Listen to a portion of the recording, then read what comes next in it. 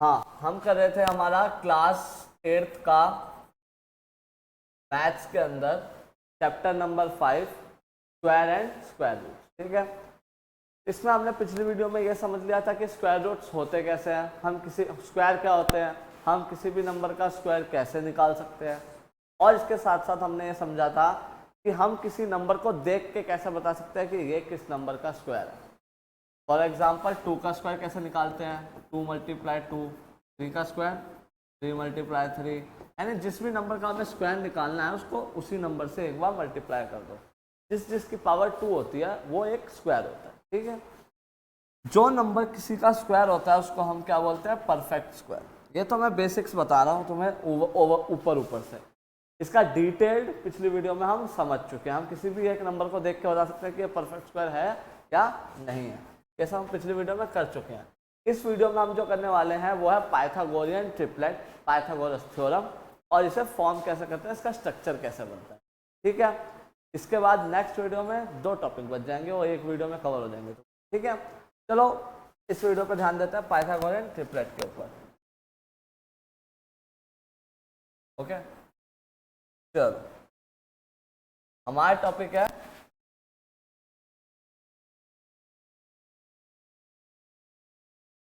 Pythagorean triplet. Pythagorean triplet जानने से पहले ये जानो कि पाइथागोरस थ्योरम क्या होती है। पाइथागोरियन ट्रिपलेट जानने से पहले जानो कि पाइथागोरस थ्योरम क्या होती है। उससे पहले ये जानो कि पाइथागोरस कौन थे। पाइथागोरस जो थे वो एक मैथमेटिशियन थे। ठीक है, जो मैथ के ऊपर रिसर्च करते हैं, नए फॉर्मूलेस बनाते हैं। ठीक है, और पुराने अगर किसी चीज़ में कुछ गड़बड़ है तो उसे सही करते हैं। ये मैथमेटिशियन का काम होता है। ठीक है, तो पाइथागोरस भी एक मैथमेटिशियन थे। उन्होंने एक थ्योरम निकाली थी, एक चीज़ बताई थी उन्होंने, जिसको हम फॉलो करते हैं आज भी। उन्होंने हमें बताया कि जब भी हम एक राइट एंगल ट्रायंगल बनाते हैं, उसमें एक एंगल 90 डिग्री का होता है। तुम्हें पता होगा जिस ट्रायंगल के अंदर एक एंगल 90 डिग्री का होता है उसे हम राइट एंगल ट्रायंगल सपोज करते हैं। ये है ABC। तो उन्होंने बोला जो इसके नीचे वाली साइड होगी वो होगी बेस, और जो इसके ये वाली साइड होगी वो होगी परपेंडिकुलर। ये उन्होंने नाम दिया, क्या होगी, नीचे वाली साइड होगी बेस और ये होगी परपेंडिकुलर। अब ये तुम अपने हिसाब से चेंज कर सकते हो, तुम चाहो तो इसको बेस और इसको परपेंडिकुलर रख सकते हो, कोई वो नहीं है, कोई तुम्हारा ऐसा नहीं है कि हाँ यही वाला बेस होगा यही परपेंडिकुलर होगा। पर उन्होंने बोला जो 90 डिग्री के सामने वाली साइड होगी वो हमेशा क्या होगी, हाइपोटेन्यूज। क्या होगी, हाइपोटेन्यूज होगी। ठीक है, अब इससे हमें हमारा क्या लेना देना सर, हम क्या करें जान के, हाइपोटेन्यूज परपेंडिकुलर बेस, एक ट्रायंगल के साइड्स का नाम देने से क्या होगा। तो उन्होंने बताया कि जो हाइपोटेन्यूज का स्क्वायर होगा वो हमेशा बेस और परपेंडिकुलर के स्क्वायर के बराबर होगा। उन्होंने बोला जो हाइपोटेन्यूज का स्क्वायर होगा वो बेस और परपेंडिकुलर के स्क्वायर के बराबर होगा। ठीक है, अगर ऐसा नहीं हो रहा है तो कभी भी राइट एंगल ट्रायंगल फॉर्म नहीं हो सकता। और इसी थ्योरम को उन्होंने क्या नाम दिया, पाइथागोरस थ्योरम।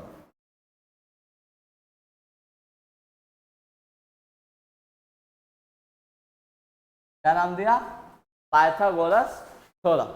ऑल्सो उन्होंने यह भी बताया कि A से C तक जाने का जो शॉर्टेस्ट डिस्टेंस होगा वो क्या होगा, हाइपोटेन्यूज होगा। ये बस एक्स्ट्रा नॉलेज के लिए। तो सर हमें क्या पाइथागोरस थ्योरम पढ़नी है इस चैप्टर में, तो नहीं पढ़नी। तुम्हारा एक्चुअली पाइथागोरस थ्योरम से कुछ है ही नहीं इस चैप्टर में। ये मैं बस इसलिए बता रहा हूँ क्योंकि इस फॉर्मूले से हमें मतलब है, एक्चुअली इस फॉर्मूले से भी नहीं, इस स्ट्रक्चर से। क्योंकि पाइथागोरस थ्योरम तो तुम आगे 9th और 10th में जाके पढ़ोगे अच्छे से।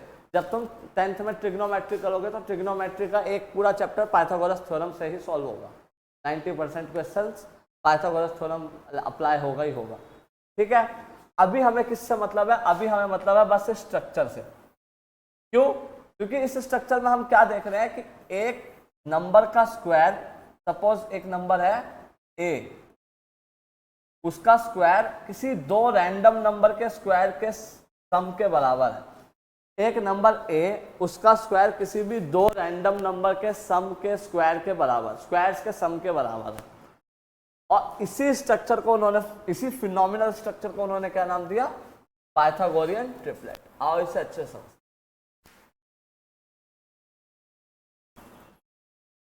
देखो उन्होंने हमें बताया कि ऐसा हो सकता है कि एक नंबर किसी दो रैंडम नंबर के सम के बराबर हो। फॉर एग्जाम्पल 5 का स्क्वायर जो होता है वो 3 और 4 के स्क्वायर के बराबर होता है। 3 और 4 के स्क्वायर को जोड़ दे तो उसके इक्वल होता है। कैसे? 5 का स्क्वायर क्या होता है? 25। 3 का स्क्वायर क्या होता है? 9 और 4 का स्क्वायर क्या होता है? 16। 25 9 + 16 25। LHS is equals to RHS। तो हाँ, ये फॉर्मूला क्या हो गया? ये फॉर्मूला क्या होगा? सेटिस्फाई कर रहा है। 3, 5 और 4, 3, 4 और 5, ये क्या है? हमारे पाइथागोरियन ट्रिपलेट बन गए। क्यों? क्योंकि ये इसको सेटिस्फाई कर रहे हैं। एक और एग्जांपल चेक करते हैं जिसमें हमारा जो ट्रिपलेट है वो क्या है? 10, 8 और 6। कैसे? 10 का जो स्क्वायर होता है वो 8 और 6 के स्क्वायर के सम के बराबर होता है। कैसे? 10 का स्क्वायर 100, 8 का स्क्वायर 64 और 6 का स्क्वायर 36। 64 + 36 100 होता है। LHS is equals to RHS। ठीक है, तो यहाँ पे भी ये क्या हो रहा है? सेटिस्फाई हो रहा है। ठीक है, तो इससे जो भी 3 नंबर इस चीज को सेटिस्फाई करेंगे कि एक जो सबसे बड़ा नंबर है वो दो छोटे नंबरों के स्क्वायर के सम के बराबर है, उसको हम क्या बोलेंगे? Pythagorean triplet. तो क्या सर किसी भी नंबर से पाइथागोरियन ट्रिपलेट बनाया जा सकता है? अब तुम्हारे मन में एक सवाल आया कि सर किसी भी नंबर से पाइथागोरियन ट्रिपलेट बनाया जा सकता है। तो हाँ, हम किसी भी नंबर से पाइथागोरियन ट्रिपलेट बना सकते हैं। कैसे? उसके लिए हमें इसका स्ट्रक्चर को देखना पड़ेगा। पाइथागोरियन ट्रिपलेट का स्ट्रक्चर क्या होता है? m² + 1 का square is equal to 2m का स्क्वायर प्लस में m² - 1 का। अब सर, अब तुम कंफ्यूज मत हो, सर ये क्या बता दिया आपने, तो बहुत ज़्यादा कंफ्यूजिंग है, m कहाँ से आ गए बीच में, और ये इतना ज़्यादा कंफ्यूजिंग स्ट्रक्चर मेरे को समझ में नहीं आ रहा। तो नहीं, इजी है, तुम्हें बस समझना है कि m क्या होता है। अब तुम्हें क्वेश्चन दिया हुआ है कि एक पाइथागोरियन ट्रिपलेट बनाओ जिसका एक नंबर क्या है? फॉर एग्जाम्पल 6 है, या 6 से हम कर चुके हैं, 6 नहीं रखेंगे, हम रखेंगे 12। एक नंबर क्या है? 12। हमें पाइथागोरियन ट्रिपलेट बनाना है जिसका एक नंबर हमें ऑलरेडी दिया है, यानी इन तीनों में से एक नंबर तो हमें पता है क्या होने वाला है, वो 12 होने वाला है। ओके, ठीक है, चलो अब इसे कैसे सॉल्व करते हैं? देखो 3 नंबर है हमारे पास, क्या क्या है? 2m है, m² + 1 है और m² - 1 है। अब मैं इन तीनों में से किसी भी नंबर को 12 के इक्वल रख सकता हूं, पर अगर मैं मान लो 12 को इसके इक्वल रखूंगा तो मेरा काफी अजीब सा आंसर आएगा जो अंडर रूट में आएगा, बहुत कंफ्यूजिंग, मेरे से मतलब बहुत ज्यादा दिक्कत होगी सॉल्व करने में। तो मैं क्या करता हूँ, इजी रखने के लिए 2m को ही 12 के बराबर कर देता हूँ कि हमें एक नंबर दिया हुआ है ना 12, एक नंबर हमें 12 दिया हुआ है, वो एक नंबर क्या है? 2m है, वो एक नंबर क्या है? 2m है। अब इससे क्या होगा? मेरी m की वैल्यू आ जाएगी, m क्या हो जाएगा मेरा? 12 इधर मल्टीप्लाई में है, इधर आएगा तो डिवाइड, m क्या बन जाएगा मेरा? 6। m क्या आ गया मेरा? 6 आ गया। ठीक है, तो अब m की वैल्यू मैं इसमें पुट कर दूंगा तो 6 का स्क्वायर प्लस 1 यानी कि 36 + 1 कितना? 37 होता है। और m की सेम वैल्यू मैं इसमें पुट करूंगा, 6 का स्क्वायर -1 यानी 36 - 1 यानी क्या होता है? वो 35 होता है। तो मेरा ट्रिपलेट बन के आ गया। क्या एक नंबर तो हमें पहले से दिया हुआ था जिसको हमने 2m मान लिया, क्या? 12। एक नंबर क्या है? 37, कौन सा? m² + 1 वाला। और ये क्या है? तीसरा नंबर क्या है? 35।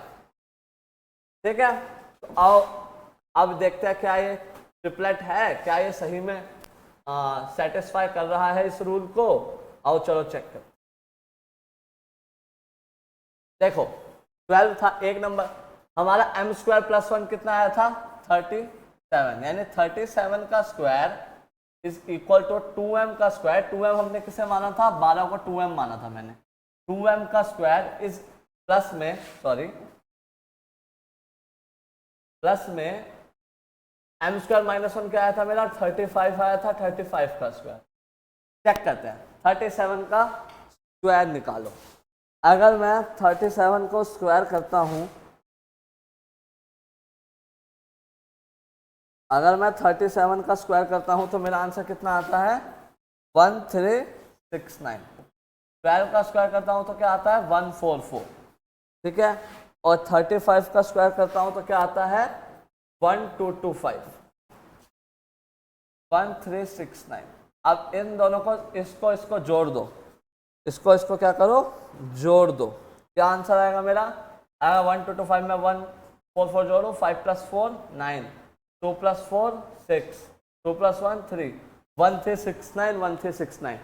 तो क्या ये इस चीज को सेटिस्फाई कर रहा है, ऑब्वियसली इस चीज को क्या कर रहा है सेटिस्फाई कर रहा है। तो ये बन गया हमारा पाइथागोरन ट्रिपलेट। और तुम इधर से सीख गए कि आखिर हम पाइथागोरन ट्रिपलेट को निकालते कैसे हैं। हम खुद से पाइथागोरन ट्रिपलेट बना कैसे सकते हैं, पाइथागोरन ट्रिपलेट को कैसे निकालते हैं। एक नंबर दिया हो, हमें बाकी के 2 नंबर निकालने हो तो हम इस तरह से निकाल सकते हैं, ठीक है। अब एक और टाइप का इसमें क्वेश्चन आता है, मैं वो सिखा देता हूं तुम्हें, उसके बाद आज का हमारा ये वाला वीडियो खत्म हो जाएगा। उसमें ये टॉपिक है, उसमें दिया हुआ है कि एक राइट एंगल ट्रायंगल है, एक क्या है राइट एंगल ट्रायंगल है, ठीक है, PQR एट 90 डिग्री कहां पर है,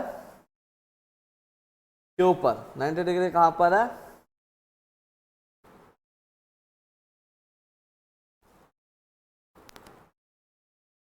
नाइन्टी डिग्री कहां पर है, क्यू पर, ठीक है। इसके बाद हमें दिया हुआ है जो बेस है वो हमारा कितना है 11, बेस है हमारा 11 और परपेंडिकुलर है 60। तो निकालो कि हाइपोटेन्यूज कितना होगा। क्या, चलो ये तो बहुत ठीक है। तो निकालो कि हाइपोटेन्यूज कितना होगा। अब चलो इसे सॉल्व करते हैं, ठीक है। हमें पता है पाइथागोरस थ्योरम से कि 61, सॉरी मैंने आंसर बता दिया। हमें पता है पाइथागोरस ट्रिपलेट से कि हाइपोटेन्यूज का जो स्क्वायर होता है वो परपेंडिकुलर और बेस के स्क्वायर के बराबर होता है। पता है ये बात तो हमें। हाइपोटेन्यूज हमें दे नहीं रखा, उसके जगह h ही रहने दो। परपेंडिकुलर कितना दे रखा है 60, 60 का स्क्वायर प्लस में 11 का स्क्वायर। 60 का स्क्वायर कितना होता है 3600, 11 का स्क्वायर कितना होता है 121 और हाइपोटेन्यूज का स्क्वायर, ठीक है। और क्या हाइपोटेन्यूज का स्क्वायर। अब स्क्वायर जब इस साइड जाता है ना, स्क्वायर का उल्टा क्या होता है अंडर रूट। हमारे अगली वीडियो में हम इसी अंडर रूट को सॉल्व करना सीखेंगे जो स्क्वायर का उल्टा होता है, ठीक है। बेसिकली इतना समझ लो, स्क्वायर क्या होता है कि 2 नंबर को मल्टीप्लाई करके हमारा स्क्वायर निकलता है। तो अंडर रूट ठीक उसका उल्टा होता है, ठीक है।